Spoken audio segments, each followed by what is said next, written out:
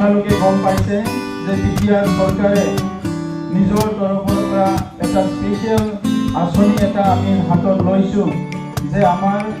খেতি যিটো আছে ফাৰ্মিং সেইটো আগুৱাই নিয়াৰ কাৰণে আমাৰ নিজৰে এটা উদ্যোগ আমি আৰম্ভ কৰিছোঁ যে আমাৰ ফাৰ্মাৰ কোম্পানীবিলাকক ষ্ট্ৰেংথেন কৰাৰ কাৰণে শক্তিশালী কৰাৰ কাৰণে বিটিআৰ চৰকাरा जोंनि आबादारिफोरखौ आबाद मावनायाव थुलुंगा होनो थाखाय आसाम सरकार आरो भारत सरकारनि माखासे पलिसि दङ बे पलिसि बायदियैनो जोङो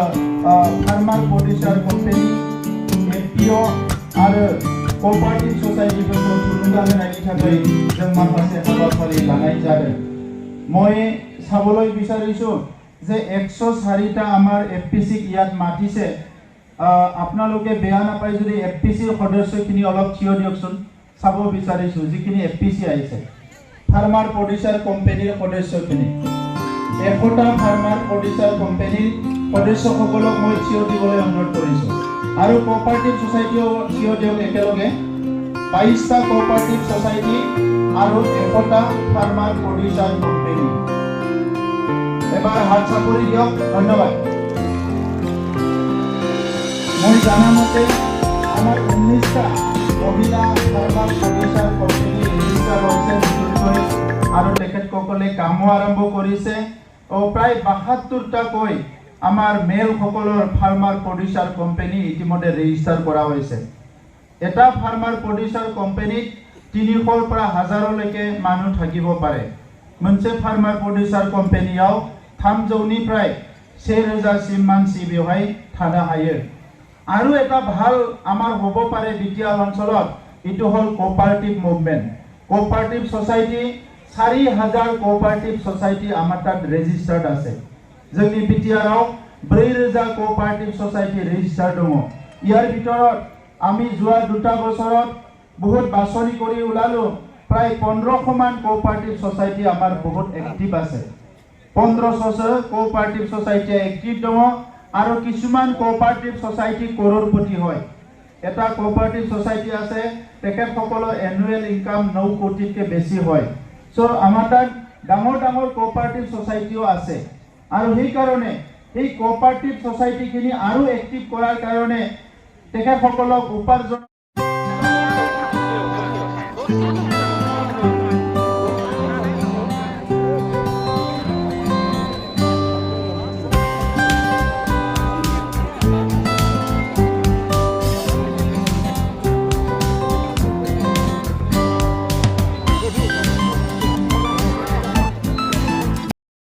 সাহায্য দিব বিচাৰিছো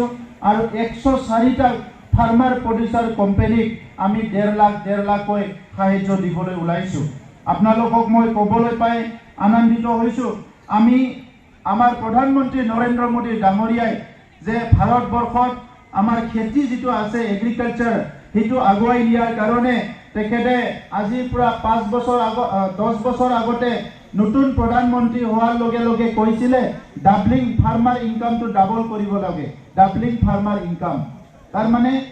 আমি আমাৰ অঞ্চলত এবাৰত পৰা দুবাৰকৈ বহুত জায়গাত খেতি নকৰে আজিকালি লাহে লাহে কৰা হৈছে এই মানুহবিলাকে আমাৰ খেতিয়কসকলে প্ৰডিউচাৰসকলে যাহাতে দুবাৰ তিনিবাৰকৈ খেতি কৰিব পাৰে ইয়াৰ কাৰণে কিছুমান সুবিধা দিয়াৰ কাৰণে চৰকাৰে ঠিক কৰিছিলে আৰু আজি আমি সকলোৱে জানো অৰ্থনীতিভাৱে এটা অঞ্চলটো আগুৱাই নিয়াৰ কাৰণে যি অঞ্চলত ইন্ডাষ্ট্ৰি নাই এই অঞ্চলৰ এগ্ৰিকালচাৰটোৱে একমাত্ৰ আমাৰ পথ আৰু সেই কাৰণে এগ্ৰিকালচাৰটো যদি অলপ গুৰুত্ব দিয়া যায় বড়োলেণ্ড অঞ্চলৰ অৰ্থনীতিটো সলনি হৈ যাব পাৰে এই কাৰণে আমি ইয়াৰ ওপৰত ডাটা আমাৰ যিমানখিনি ফাৰ্মাৰ সকলে প্ৰডিউচাৰ সকলে কাম কৰি আছে ইয়াৰ ডেটাটো যোৱা 3টা বছৰত আমাৰ চৰকাৰ আহাৰ পৰা আমি উলাবলৈ চেষ্টা কৰি আছিলো আৰু আমাৰ দক্ষ বিষয়া কেইজনমান আমাৰ মনোৰঞ্জন দাস ডাঙৰীয়া, আমাৰ EM গণেশ চন্দ্ৰ দাস ডাঙৰীয়া, তেখেতসকলে সকলো চেষ্টা কৰি আজি OSD পুষ্প দাস ডাঙৰীয়া সকলো লাগি আমাৰ CSD ডাঙৰীয়া আজি আমাৰ ফাৰ্মাৰ সকলৰ ডাটাবেছ আমি কৰিবলৈ সক্ষম হৈছোঁ। এতিয়া আমি জানা হৈছোঁ আমাৰ অঞ্চলৰ পৰা কিমান কুইণ্টল,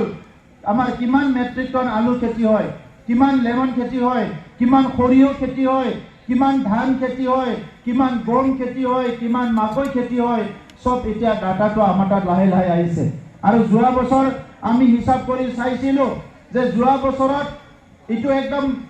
100% নহয়, ৰাফ এটা আইডিয়া কৰোঁতে পাইছিলোঁ প্ৰায় 2200 কোটি টকা এগ্ৰিকালচাৰ প্ৰডাকশ্যনৰ দ্বাৰা আমাৰ এৰিয়াত ট্ৰেনজেকশ্যন হৈ আছে। এইটো যদি ভালকে হিচাপ কৰিলে মোৰ এটা ৰাফ আইডিয়া এটা হৈছে বছৰত প্ৰায় 3000 কোটি টকা আমাৰ এগ্ৰিকালচাৰ প্ৰডাক্টৰ পৰা বিক্ৰী কৰি আমাৰ অঞ্চলৰ খেতিয়কবিলাক পায় 3000 কোটি টকা। আৰু ইটো যদি কৰিব পাৰোঁ আৰু যদি অলপ স্কিল আপ কৰিব পাৰোঁ, স্কেল আপ কৰিব পাৰোঁ, আমি এইটো প্ৰায় 6-7 কোটিলৈকে বছৰত নিব পৰা যায়। চেৰিকালচাৰ ছেক্টৰত আমাৰ কুকুন যিটো আছে, আমি পলু পুহো, এই পলুৰ যিটো কুকুন আছে, এই কুকুনটো আমাৰ বিক্ৰী কৰি বছৰে কৰিব পৰা যায়। ইয়াৰ পৰাই আমি 3000 পৰা 5000 কোটি টকালৈকে ইনকাম কৰিব পৰা যায়।